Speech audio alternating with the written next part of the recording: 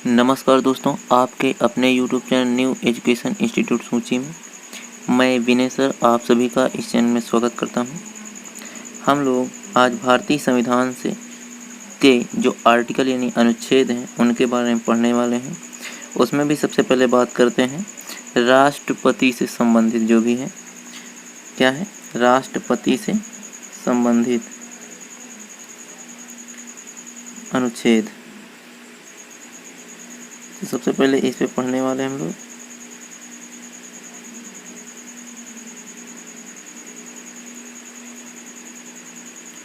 तो हमारे पास क्या है? राष्ट्रपति से संबंधित अनुच्छेद। तो नेक्स्ट देखते हैं क्वेश्चन नंबर फर्स्ट। दिया गया है भारतीय संविधान में राष्ट्रपति से संबंधित अनुच्छेद यानी आर्टिकल। सबसे पहले दिया गया है आर्टिकल 52 अर्थात अनुच्छेद 52। इसमें राष्ट्रपति के निर्वाचन, तो राष्ट्रपति के निर्वाचन के बारे में बताया गया है। नेक्स्ट है आर्टिकल 53। आर्टिकल 53 में देखते हैं तो क्या कहा गया है? राष्ट्रपति की कार्यकारी शक्तियां हैं। उसके बाद है तो 53 में फिर से देखते हैं क्या दिया गया है। तो राष्ट्रपति की कार्यकारी शक्तियां हैं। उसके बाद अनुच्छेद 54, इसमें राष्ट्रपति का निर्वाचक यानी निर्वाचन और निर्वाचक मंडल ये पूरा आ जाता है। और अनुच्छेद 55 में कहा गया है राष्ट्रपति के निर्वाचन की जो पद्धति होती है उसके बारे में वर्णन किया गया है। नेक्स्ट देखते हैं अनुच्छेद 56 यानी आर्टिकल 56 कहता है राष्ट्रपति की पदावधि यानी कितने वर्षों के लिए राष्ट्रपति का कार्य रहेगा। नेक्स्ट दिया गया है आर्टिकल है 57। ये क्या कहता है? राष्ट्रपति के पुनर्निर्वाचन की पात्रता को वेरीफाई करता है। नेक्स्ट है अनुच्छेद यानी आर्टिकल 58 राष्ट्रपति जो होता है पद के लिए आयु और योग्यता के बारे में जो बताया गया है। तो ये क्या कहा, किसमें कहा गया है? तो आर्टिकल 58। और दूसरी बात करते हैं राष्ट्रपति का चुनाव लड़ने के लिए न्यूनतम योग्यता क्या होती है। तो कमेंट बॉक्स में इसको बताइए।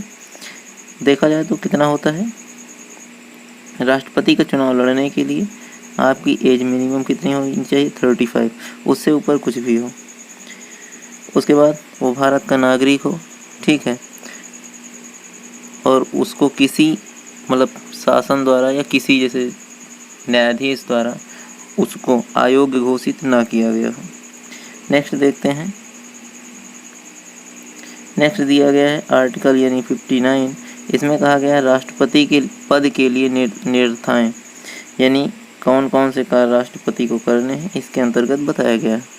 उसके बाद है आर्टिकल 60। आर्टिकल 60 में कहा गया है राष्ट्रपति की शपथ और प्रतिज्ञा, इसके बारे में दिया गया है। नेक्स्ट दिया गया है आर्टिकल 61 राष्ट्रपति के पद से यानी राष्ट्रपति को उसके पद से हटाने की प्रक्रिया जिसको महाभियोग कहा जाता है। तो उसके लिए भी किसमें? आर्टिकल 61 में कहा गया है। नेक्स्ट है आर्टिकल 62 कहता है राष्ट्रपति के पद की रिक्तता को भरने की प्रक्रिया यानी जैसे मान लीजिए किसी कारणवश राष्ट्रपति का पद खाली होता है, जिसे महाभियोग प्रक्रिया के द्वारा हटाने पर या फिर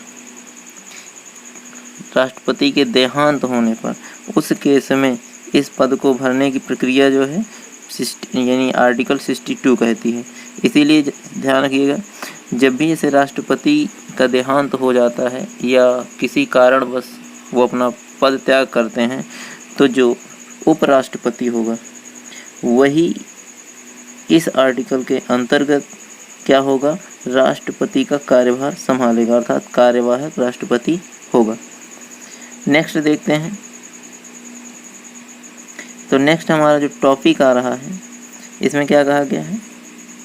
उपराष्ट्रपति। क्या दिया गया है? उपराष्ट्रपति से संबंधित आर्टिकल यानी अनुच्छेद क्या करना है इसके अंतर्गत? पढ़ना है। तो अब देखते हैं उपराष्ट्रपति से रिलेटेड कौन कौन से आर्टिकल होते हैं या कौन कौन से अनुच्छेद होते हैं। तो इसमें देखते हैं नंबर 1 क्या है? आर्टिकल 62।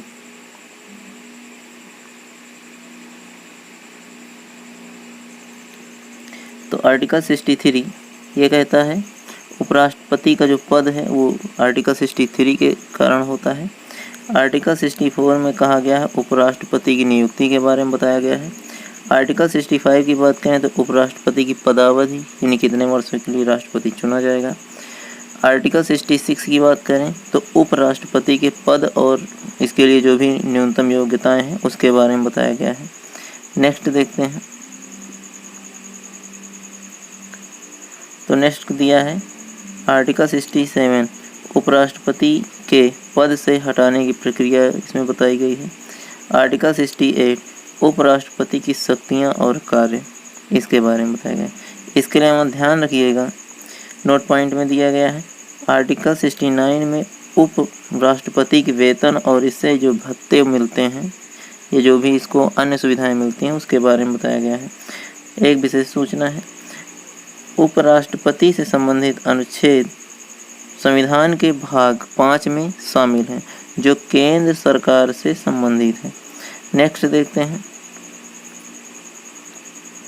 नेक्स्ट जो हमारा टॉपिक है वो पीएम अर्थात प्रधानमंत्री से रिलेटेड टॉपिक यानी आर्टिकल कौन कौन से हैं उसके बारे में हम लोग पढ़ने वाले हैं। तो पहला क्वेश्चन क्या है। तो पहला आर्टिकल हमारा कहता है आर्टिकल कौन सा है आर्टिकल 74 प्रधानमंत्री की नियुक्ति और कार्यकारी शक्तियां। इसका जो मेंशन है वो आर्टिकल 74 में किया गया है। इसके बाद दिया गया है आर्टिकल 75। आर्टिकल 75 कहता है मंत्री परिषद की नियुक्ति और उसकी कार्यकारी शक्तियां वो आर्टिकल 75 के अंतर्गत मेंशन है यानी रिटन है। उसके बाद आर्टिकल 76 केंद्रीय मंत्रियों के कर्तव्य और शक्तियों के बारे में जो है वो आर्टिकल 76 में वर्णन किया गया है। और आर्टिकल 77 की बात करें तो मंत्री परिषद के कार्य और शक्तियों के बारे में दिया गया है। नेक्स्ट है आर्टिकल 78 प्रधानमंत्री के कर्तव्य और उसकी शक्तियों के बारे में दिया गया है। नेक्स्ट देखते हैं आर्टिकल 78 प्रधानमंत्री के कर्तव्य और शक्तियां हैं। आर्टिकल 88 मंत्री परिषद के सदस्यों के वेतन और जो उसके भत्ते हैं ये जो उसको सुविधाएं प्राप्त होती हैं उसके बारे में आर्टिकल 88 में दिया गया है। नेक्स्ट है आर्टिकल 89 मंत्री परिषद के सदस्यों की निष्ठा और वफादारी के बारे में जो डिस्क्राइब किया गया है वो आर्टिकल 89 में है। नेक्स्ट देखते हैं आर्टिकल 90। आर्टिकल 90 में क्या कहा गया है मंत्री परिषद के सदस्यों के पद से हटाने की प्रक्रिया के बारे में आर्टिकल 90 में दिया गया है। नेक्स्ट देखते हैं क्या हमारे पास है। तो नेक्स्ट जो हमारे पास है क्वेश्चन वो है संसद से रिलेटेड क्या है संसद से संबंधित अनुच्छेद अर्थात आर्टिकल। तो इसके बारे में पढ़ने वाले हम लोग। नेक्स्ट देखते हैं इसी प्रकार। तो आर्टिकल 79 आर्टिकल 79 का कहता है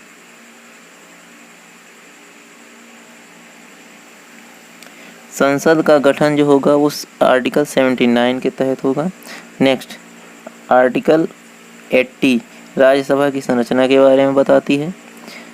आर्टिकल 81 लोकसभा की संरचना के बारे में बताती है। आर्टिकल 82 संसद के सदस्यों के लिए निर्धारित निरर्थाएं या योग्यताएं जो भी हैं उसके बारे में बताती है। नेक्स्ट है आर्टिकल 83 संसद के सदस्यों की पदावधि के बारे में बताती है। आर्टिकल 84 संसद के कार्यों के लिए योग्यता बताती है यानी सदस्यों की योग्यता के बारे में। आर्टिकल 85 की बात करें तो संसद का जो सत्र होता है उसके बारे में बताता है। आर्टिकल 86 संसद के अध्यक्ष और उपाध्यक्ष के बारे में बताता है। और आर्टिकल 87 की बात करें तो संसद की कार्यवाही के बारे में बताता है। और आर्टिकल 88 संसद के सदस्यों के विशेषाधिकार के बारे में बताता है। इसके अलावा बात करें तो आर्टिकल 108 से लेकर 117 तक संसद की शक्तियों और कार्यों और उसकी प्रक्रियाओं से संबंधित प्रावधान है। इसी प्रकार देखते हैं नेक्स्ट जो नेक्स्ट हमारे पास टॉपिक है वो है मुख्य न्यायाधीश, नाम सुना होगा। तो मुख्य न्यायाधीश से संबंधित आर्टिकल के बारे में देखना है। अब यहीं से एक क्वेश्चन बनता है कि प्रेजेंट टाइम भारत के मुख्य न्यायाधीश कौन है, इसको कमेंट बॉक्स में इसका उत्तर दीजिए। इसी प्रकार देखते हैं नेक्स्ट, भारतीय संविधान में मुख्य न्यायाधीश से संबंधित आर्टिकल दिया गया है। अब देखते हैं आर्टिकल 124 यानी 124 उच्चतम न्यायालय की स्थापना के बारे में बताता है। आर्टिकल 125 उच्चतम न्यायालय के न्यायाधीशों की नियुक्ति के बारे में बताता है। आर्टिकल 126 मुख्य न्यायाधीश की नियुक्ति के बारे में बताता है। आर्टिकल 127 उच्चतम न्यायालय के न्यायाधीशों की पदावधि के बारे में बताता है। आर्टिकल 128 उच्चतम न्यायालय के न्यायाधीशों की योग्यता के बारे में बताता है। नेक्स्ट देखते हैं आर्टिकल 129 उच्चतम न्यायालय के न्यायिक शक्तियों के बारे में बताता है। आर्टिकल 130 की बात करें तो उच्चतम न्यायालय का स्थान है। और आर्टिकल 131 उच्चतम न्यायालय की अधिकारिता के बारे में बताता है। और उसके बाद देखते हैं नेक्स्ट आर्टिकल 132 उच्चतम न्यायालय की अपीली शक्तियों के बारे में बताता है। और आर्टिकल 133 उच्चतम न्यायालय की अधिकारिता से संबंधित प्रावधान है। इसके अलावा आर्टिकल 134 से लेकर 139 तक उच्चतम न्यायालय से संबंधित अन्य प्रावधान है, जैसे कि उच्चतम न्यायालय की कार्यवाही, निर्णय और आदेश हो। ठीक है, इसी प्रकार देखते हैं नेक्स्ट। तो नेक्स्ट क्या है हमारे पास, भारत में जो भी होते हैं राज्यपाल, तो राज्यपाल से संबंधित सब आर्टिकल किसमें है उसके बारे में पढ़ना है। तो नेक्स्ट दिया गया है आपके पास भारतीय संविधान में राज्यपाल से संबंधित आर्टिकल या अनुच्छेद। तो अगला क्वेश्चन है आर्टिकल 153 राज्यपालों की नियुक्ति के बारे में इसमें बताया गया है। नेक्स्ट 154 की बात करें तो राज्यपाल की कार्यवाही यानी कार्यकारी शक्तियों के बारे में बताया गया है। आर्टिकल 155 में बात करें तो राज्यपाल की नियुक्ति की प्रक्रिया है। आर्टिकल 156 की बात करें तो राज्यपाल की पदावधि के बारे में दिया है। आर्टिकल 157 राज्यपाल के पद के लिए योग्यता जो भी होती हैं उनके बारे में बताया गया है। नेक्स्ट आर्टिकल 158 राज्यपाल के पद के लिए निर्देशाएं जो भी हैं उसके बारे में बताया गया है। आर्टिकल 159 राज्यपाल की शपथ या प्रतिज्ञा के बारे में बताया गया है।